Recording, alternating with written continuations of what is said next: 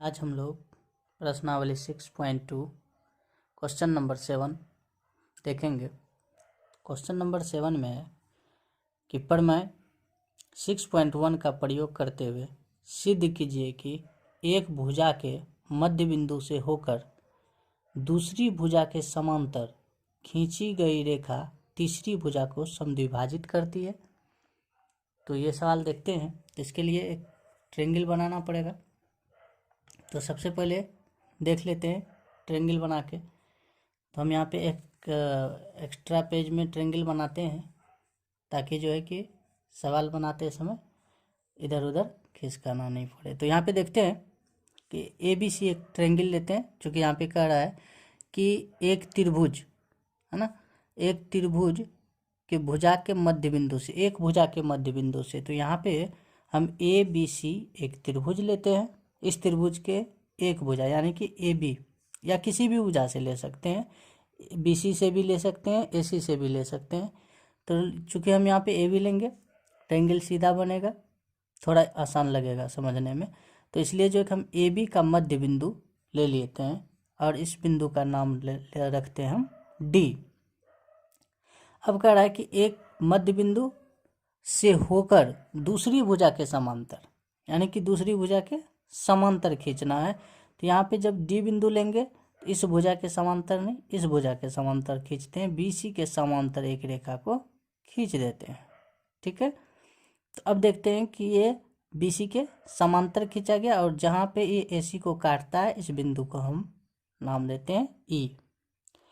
तो कह रहा है यहाँ पे कि तीसरी भुजा को समद्विभाजित करती है। तो यहाँ पे देखेंगे कि तीसरी भुजा को समद्विभाजित करती है, अर्थात AC वाला जो भुजा है, AC भुजा को समद्विभाजित करना अर्थात बराबर भागों में बांटना।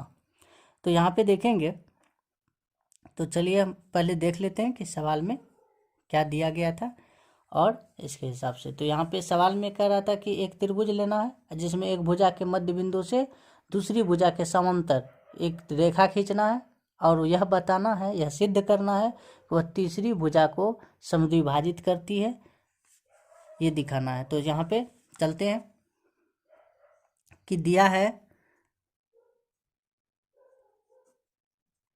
तो क्या दिया गया है कि ABC एक त्रिभुज है, ABC एक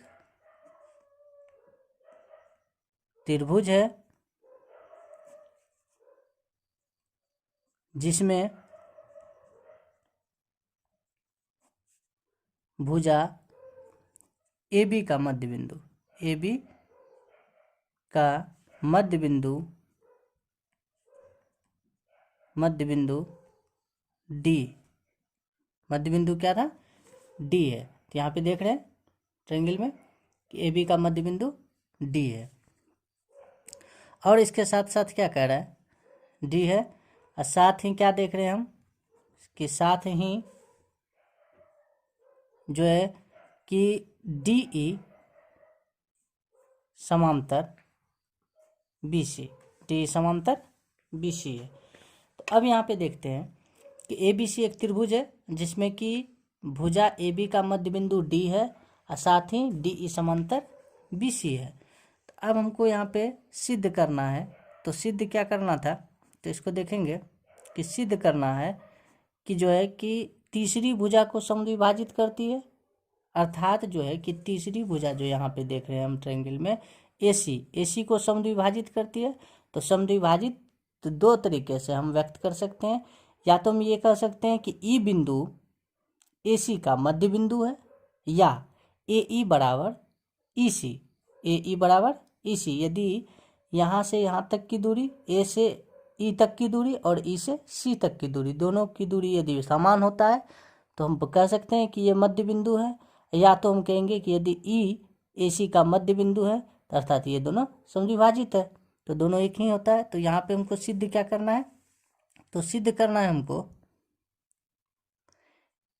या तो हम लिख सकते हैं कि E AC का मध्य बिंदु है, AC का मध्य बिंदु है, या तो इसी को हम दूसरी भाषा में कह सकते हैं कि ए ई इज इक्वल टू ई सी, दोनों एक ही चीज़ होता है, या तो ई ए सी का मध्य बिंदु है या ए ई इज इक्वल टू ई सी दोनों। तो अब यहाँ पे देखेंगे हम उत्पत्ति में,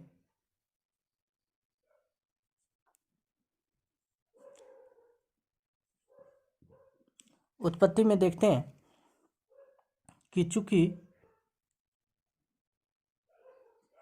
डी ए बी का मध्य बिंदु है, ए बी का मध्य बिंदु है, मध्य बिंदु है, तो इसलिए क्या हो जाएगा, इसलिए क्या हो जाएगा, यदि जो है कि डी ए बी का मध्य बिंदु है, ए बी का मध्य बिंदु है, तो हम इसको लिख सकते हैं ए डी बराबर बी डी या डी बी, एक ही चीज़ है, डी बी कह दें या बी डी कह दें, यानी कि ए डी और बी डी दोनों बराबर।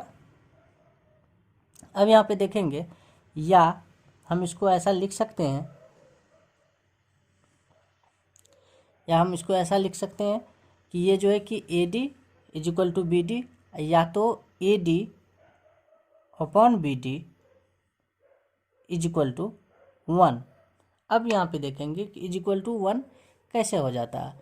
तो चूंकि जो है कि यहाँ पे यदि हम देखा जाए तो यहाँ पे समझते हैं रफ में कि ए डी बराबर बी डी, इसको हम क्या लिखे, A D upon B D is equal to 1। तो इसको हम समझते हैं कि कैसे। तो चूंकि यदि हम यहाँ पे देखें, यदि हम इसका क्रॉस मल्टीप्लिकेशन करेंगे तो 1 के नीचे नहीं कुछ तो 1, तो ए डी गुना 1 करेंगे तो ए डी हो जाएगा, अब बी डी गुना 1 करेंगे तो बी डी हो जाएगा। अर्थात इसी कंडीशन को हम दूसरे रूप में इस प्रकार से लिख सकते हैं, या तो कहेंगे कि बी डी को यदि हम 1 से मल्टीप्लाई कर दें तो कोई दिक्कत वाली बात नहीं है, क्योंकि बी डी गुना 1 तो बी डी ही हो जाएगा। तो बी डी को गुना से इधर भाग के रूप में डालिए तो इधर तो 1 बचेगा ही बचेगा। या तो यहाँ पे हम इस स्थिति से समझ सकते हैं, A D upon B D को यदि 1 अपॉन 1 से दोनों को इक्वल करते हैं तो ए डी क्रॉस मल्टीप्लिकेशन से ए डी को 1 से तो ए डी हो जाएगा, बी डी को ना 1 करेंगे तो बी डी हो जाएगा। तो इसलिए हम इसको इस प्रकार से लिख सकते हैं और हम इसको बनाते हैं इक्वेशन फर्स्ट। अब हम चलते हैं दूसरे कंडीशन में। दूसरे स्थिति में क्या कह रहा था, ये तो पहला स्थिति दिया गया था कि डी जो है ए बी का मध्य बिंदु है, और क्या कह रहा था दूसरे स्थिति में, तो दूसरे स्थिति में बता रहा था कि जो है यहाँ पे देख सकते हैं कि कह रहा है दूसरी भुजा के समांतर, तो दूसरी भुजा के समांतर तो डी ई समांतर बी सी है, डी ई समांतर बी सी है, तो डी ई समांतर बी सी, जब डी ई समांतर बी सी है तो हम इसको लिख सकते हैं A D upon B D is equal to A E upon E C या सी ई, है ना। यानी कि यदि ये रेखा डी ई रेखा बी सी के समांतर है तो हम इसको लिख सकते हैं A D upon B D या D E, sorry A D upon B D या डी बी, इसको हम लिखेंगे ए ई या अपॉन ई सी या सी ई, एक ही चीज़ है। तो यहाँ पे देखेंगे इस तरह से लिख सकते हैं। तो किस आधार पे लिख सकते हैं, इसका एक कंडीशन होना चाहिए, तो इसको हम लिखेंगे थेल्स प्रमेय के आधार पे। चूँकि थेल्स प्रमेय कहता है कि किसी त्रिभुज में एक भुजा के समांतर खींची गई रेखा अन्य दो भुजाओं को जिन दो बिंदुओं पे प्रतिच्छेद करती है वे बिंदु भुजाओं को समान अनुपात में विभाजित करती है। तो कह रहा है कि जो एक भुजा के समांतर खींची गई रेखा, तो एक भुजा के समांतर खींची गई रेखा, तो यहाँ भी तो देख रहे हैं कि हम डी ई जो है कि बी सी के समांतर खींची गई है, तो इस त्रिभुज में भी तो इसके भुजा को समान अनुपात में विभाजित करेगा। तो थेल्स प्रमेय के आधार से क्या हो जाएगा, A D upon B D is equal to A E upon E C. अब यहाँ पे देखेंगे कि A D upon B D, तो A D upon B D की जगह पे हम 1 रख सकते हैं बराबर ए ई अपॉन ई सी। अब A D upon B D के जगह पे 1 कहाँ से, तो इक्वेशन फर्स्ट के आधार पे हम रखें, क्योंकि इसका वैल्यू क्या आ रहा है 1 आ रहा है, तो यहाँ पे इसलिए हम यहाँ पे क्या रखते हैं, इसके जगह पे AD अपॉन BD के जगह पे 1, तो किस आधार पे? समीकरण फर्स्ट से,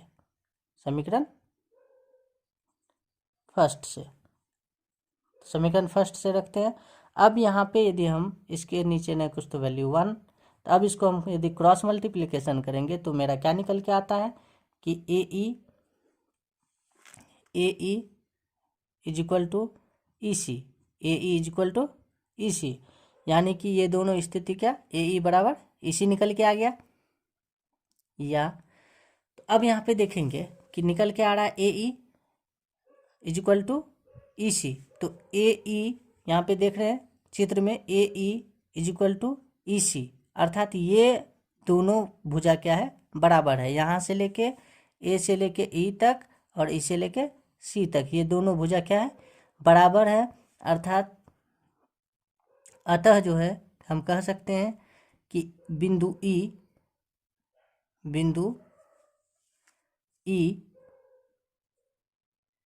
भुजा AC का मध्य बिंदु है, भुजा AC का मध्य बिंदु है। तो यही हमको प्रमाणित करना था कि भुजा जो है कि बताइए कि तीसरी भुजा को समद्विभाजित करती है। समद्विभाजित करने का मतलब मध्य बिंदु हो जाना, अर्थात समद्विभाजित करना, तो मध्य बिंदु है, ये हमको प्रमाणित करना था। यहाँ पे देखते हैं ये हो गया मेरा प्रमाणित।